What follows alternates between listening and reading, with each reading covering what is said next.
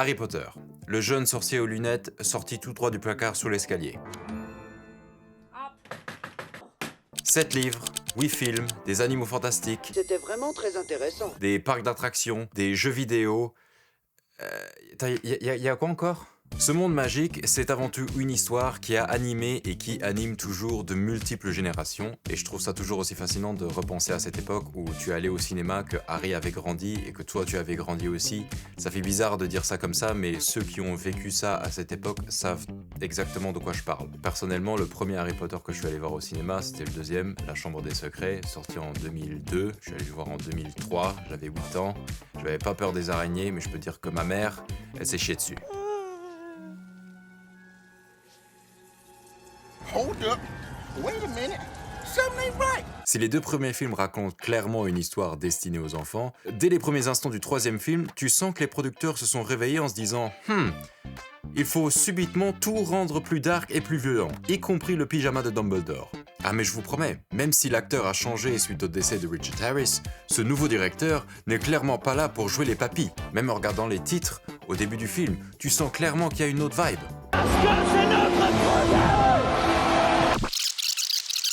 Très bien.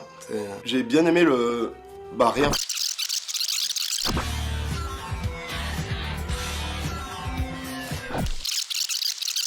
Bonjour, on appelle Hendek. Y'a les Hendek qui arrivent.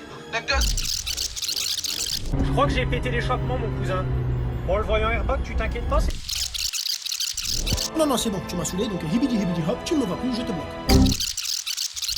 Tu veux quoi, toi? Mais toi, tu veux quoi, toi? C'est toi, tu veux quoi, toi? Je t'ai pas regardé de travers et je vais te niquer ta mère, oh! Bon, j'ai une petite confession à faire. Pendant longtemps, Harry Potter et la Coupe de Feu a été mon film préféré.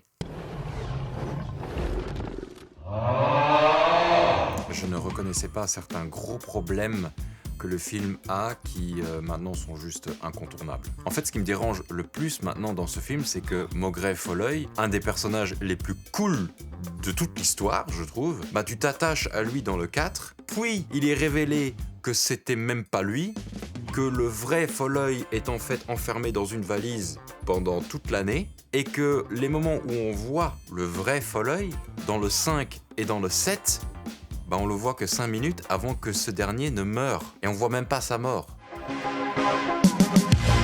A l'inverse, quand j'étais petit, le troisième film, c'était celui que j'aimais le moins. Ouais, je prenais clairement de la drogue dure quand j'étais petit parce que je ne pouvais pas voir que Alfonso Cuarón a littéralement transformé cette saga et a fait des trucs où je me dis « Oh shit !»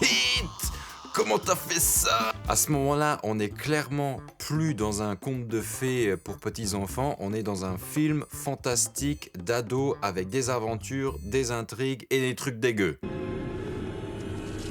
What the fuck is this piece of shit? Bon, je pense qu'il est quand même grand temps d'affirmer que les films sont globalement bons, mais qu'il est impossible de suivre à la lettre 100% d'un livre de 800 pages dans un film d'un peu plus de 2 heures. La raison pour laquelle le 4e et le 6e livre sont excellents, c'est qu'ils regorgent d'intrigues et de retournements de situation et prennent le temps de bien expliquer un personnage qui a une réelle influence sur l'histoire. Je reviens une dernière fois sur toute la dynamique entre le père et le fils Croupton, qui est totalement balayée dans le film, mais qui dans le livre est une des intrigues les plus importantes de toute l'histoire. This is not okay. Et surtout, dans le 6e livre, l'évolution de Tom Jedusor à Lord Voldemort est très bien expliquée. Quelque chose qui... dans le film, je trouve que ça manque. Je trouve qu'il manque des trucs. Et le pire dans tout ça, c'est que le film s'est attardé à des choses moins importantes. Des choses qui auraient dû rester second degré. Open up, you. Mais je suis extrêmement heureux d'avoir des livres et des films qui ont une belle fin, une fin satisfaisante, parce qu'on sait tous ce qui peut se passer lorsqu'une adaptation dépasse le document source et ne sait pas comment terminer une histoire.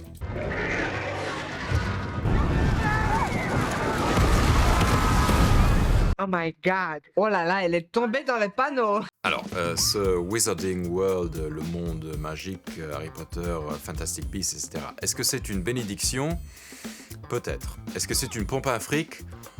Oui. Est-ce que c'est une erreur? Franchement, en 2024, je sais pas. Du site internet et de la sélection de ta propre maison, du Patronus et bien d'autres choses encore, en passant par les parcs d'attractions et le merchandising. Et oui les amis, je dors dans du Gryffondor. Qu'est-ce que tu veux? C'est beau dis donc, et c'est tout doux.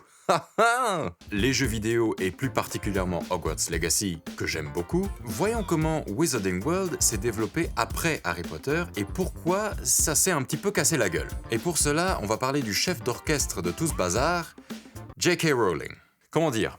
Je trouve que c'est extrêmement dommage qu'à cause de certaines opinions, tu viennes tâcher l'œuvre de ta vie et donner un goût amer à beaucoup de fans qui ont finalement fait en sorte que cette œuvre prenne l'ampleur qu'elle a aujourd'hui. Que ce soit ses opinions pour le moins intrigantes sur les personnes transsexuelles et l'identité des genres, ou ses tweets qui vont changer rétroactivement certains aspects et points clés des aventures et personnages de son histoire, l'exemple le plus flagrant, Dumbledore et Grindelwald ont une relation sexuelle intense. Ok, alors... Grindelwald est mentionné à plusieurs reprises tout au long de Harry Potter, mais de dire ça après avoir lu tous les livres et ne jamais avoir pensé à ça c'est juste bizarre en fait. J.K., je te rappelle que, surtout en lisant les livres, je trouve que le personnage de Dumbledore que tu te construis dans ta tête est surtout un homme sage, humble et gentil qui veut aider. Mais quand tu regardes les films, surtout à partir du 3e, tu comprends que comme il a changé de pyjama et qu'il a la baguette de sureau, qu'il peut casser n'importe quel sorcier en deux un dimanche matin après avoir brunché. Pourquoi tu nous racontes ça? Mais je me suis jamais posé la question de quelle orientation sexuelle ce vieux monsieur avait. Il peut aimer un homme, une femme, tout va bien. Juste, en tant qu'auteur, ne viens pas m'inventer un truc tordu qui n'a rien à voir avec l'histoire, juste pour la rendre plus inclusive, parce que elle veut que l'histoire réponde aux thèmes qui sont importants dans notre société aujourd'hui, alors qu'elle a écrit l'histoire il y a 30 ans. Mais à part ça, et si on reste dans le monde magique, il y a certaines incohérences qui sont juste inacceptables et qui personnellement me froissent à chaque fois que je les vois. La carte du maraudeur, par exemple. Fred et George donnent cette carte à Harry lors de sa 3e année à Poudlard. Cette carte est une carte magique qui permet à n'importe qui la lit de savoir exactement en temps réel qui se trouve où dans le château. On dit aussi que la carte ne ment jamais. Dans une scène du film, Harry voit Peter Pettigrew se balader dans le château. Peter Pettigrew est supposé être mort. Après, il est révélé qu'il est en fait vivant et qu'il était le rat de Ron.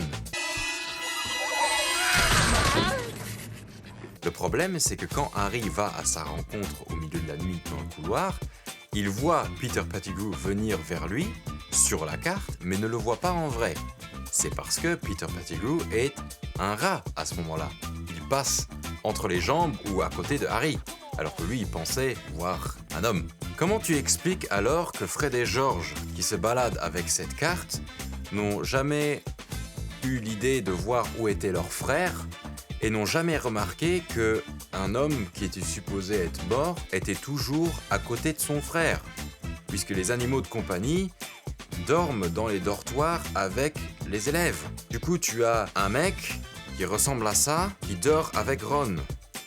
Ou, autre problème, beaucoup plus simple, le sortilège Accio, qui n'est pas utilisable sur les êtres vivants. Ici, Newt lance le sort sur des bijoux que le Niffleur porte.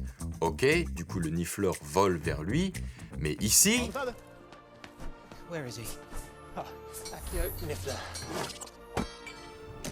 Non, pourquoi je pique une crise? Parce que l'auteur m'a expliqué que c'était pas possible. Pourquoi tu viens briser tes propres règles? Pour des trucs nuls en plus. Je pensais pas que j'allais autant gueuler dans cet épisode. Mais ce qui m'énerve le plus dans toute cette histoire, c'est les duels entre sorciers.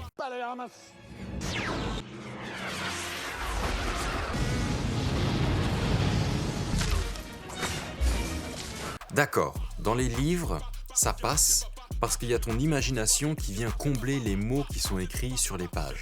Mais dans les films, c'est une autre histoire. À la fin du 4e film, le premier duel avec Voldemort est impressionnant car on voit l'éclair rouge et l'éclair vert des baguettes pour la première fois.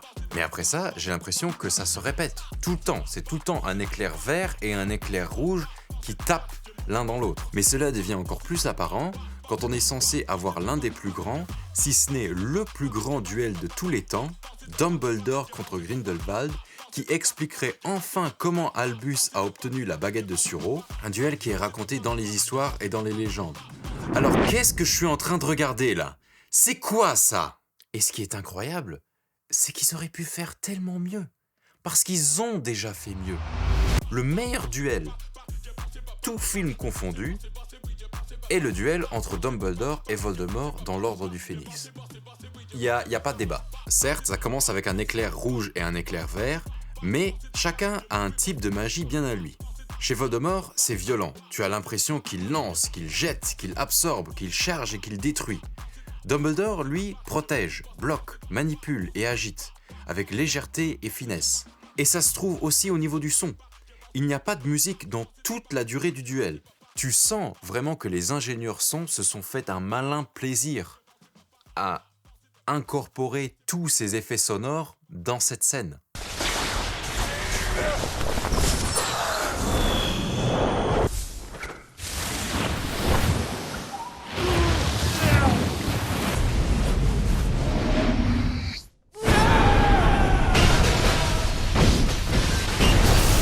Hey, that's pretty good. Enfin bon, je vais arrêter de me poser des questions sur des trucs où je n'aurai jamais de réponse, parce que sinon je vais poser des questions comme est-ce que c'est moi ou j'ai l'impression que Newt Scamander, à partir du 2e et du 3e film, se pose toujours la question de pourquoi il est là. Que veut vraiment nous raconter cette histoire? Et finalement, bordel de merde, c'est qui ce mec? C'est qui? Je ne comprends pas. En fait, je m'énerve autant parce que cette histoire a baigné mon enfance et parce que j'ai l'impression d'être émotionnellement attaché à cette histoire, comme beaucoup d'autres gens. Mais on va terminer sur une note positive parce que Hogwarts Legacy existe. Enfin, une chouette expérience qui nous permet de nous balader dans et autour du château comme on veut, avec énormément de détails et de refs dans un beau jeu. C'est tout ce que je demandais. Juste, s'il vous plaît, faites un DLC Quidditch. Mettez le Quidditch dedans avant que cette dernière ne décide de changer les règles et qu'en fait, c'est pas sur des balais mais sur des aspirateurs éco-responsables qu'on est censé marquer des buts.